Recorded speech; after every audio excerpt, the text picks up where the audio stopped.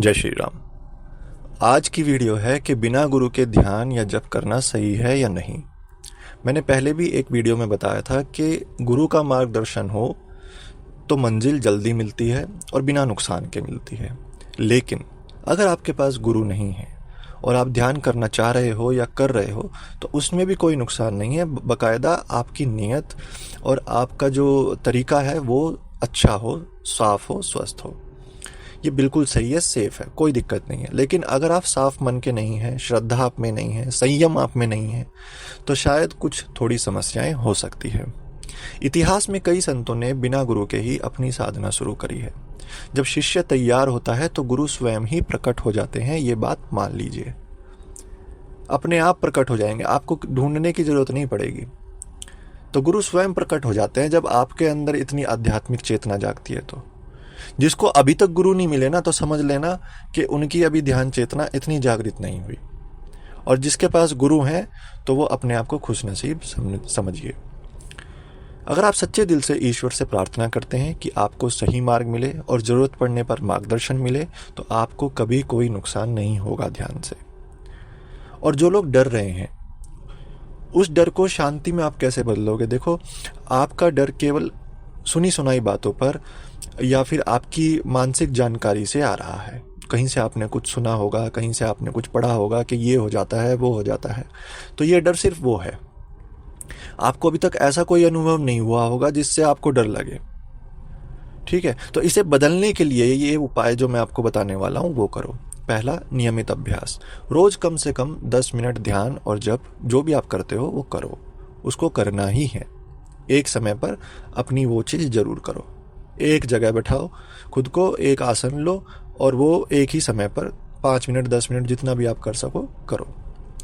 फिर दूसरा, गहरी सांसें।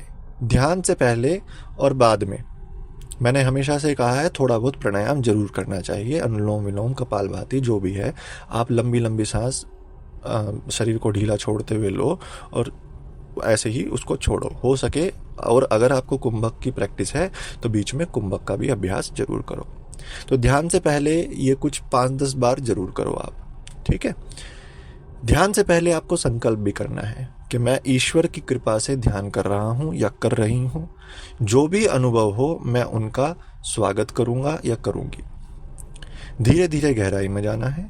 अनुभवों से घबराकर तुरंत ना भागें, तुरंत आंखें ना खोलें, तुरंत ना उठें। बस साक्षी भाव में उसको देखें, महसूस करें। उसको पकड़ने की कोशिश ना करें, सिर्फ देखें कि क्या हो रहा है। ध्यान से जब आप उठ जाते हो तो थोड़ा बहुत हल्का सा पानी पियो, रूम टेम्परेचर का। अगर आप असहज महसूस कर रहे हो तो नंगे पैर जमीन पर भी आप चल सकते हो, अपने घर के अंदर भी चल सकते हो बिना चप्पलों के। किसी भी प्रकार के नशे से दूर रहें। आप गुटखा, दारू, सिगरेट जो भी आप पी रहे हो तो फिर ध्यान में हो सकता है कि या तो आपका ध्यान लगेगा नहीं या फिर नेगेटिव एक्सपीरियंसेस हो सकते हैं। क्योंकि जो भी व्यक्ति नशा करता है, मांस खाता है या उल्टी सीधी चीज़ों में इन्वॉल्व रहता है, उसके आसपास नेगेटिव एनर्जी ज़्यादा रहती है। तो एक्सपीरियंसेस जो होंगे वो भी नेगेटिव एनर्जी के ही होंगे, पॉजिटिव के नहीं होंगे।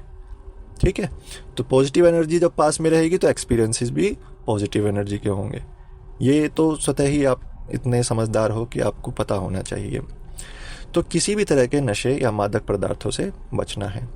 स्वच्छ रखना है अपने शरीर को, साफ रखना है, अच्छे सुंदर कपड़े पहनने हैं, साफ सुथरे। तभी चीज़ों में आप प्रगति करते हो। बिना इन चीज़ों के आप प्रगति नहीं कर पाओगे। जब भी अनुभव बहुत तीव्र होता है, बहुत ज़्यादा होता है, बहुत तेज होने लग जाता है, तो तुरंत रुककर सामान्य दिनचर्या में आप लौट जाएं। ठीक है, जो भी आपके घर के काम हैं, बाहर के काम हैं, उसमें इन्वॉल्व होने लग जाए। जब एक्सपीरियंसेस आपको बहुत ज़्यादा हो रहे हैं, बार बार हो रहे हैं और आपके कंट्रोल में नहीं है, तो ध्यान को थोड़ा सा होल्ड करो कुछ दिन और अपने दिनचर्या में इन्वॉल्व हो जाओ। आप इंटरनेट पर अनावश्यक जानकारी इससे रिलेटेड मत पढ़ो, क्योंकि जितना आप पढ़ोगे आपको भ्रांति फैलेगी, आपके दिमाग में गलत विचार, नेगेटिव विचार आ जाएंगे। पागल हो जाओगे, ये हो जाओगे, ये ऐसे करना है, वैसे करना है। नहीं, इससे आप जल्दबाजी करोगे, गलत करोगे। तो ये चीज़ें आराम से करने की होती हैं, इनमें भागना नहीं होता है। अब आपको क्या करना चाहिए?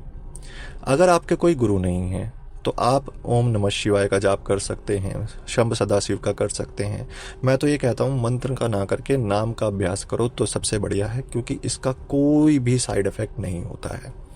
मंत्र से क्या होता है, कई बार के मंत्र कीलित होते हैं, वर्क नहीं करते।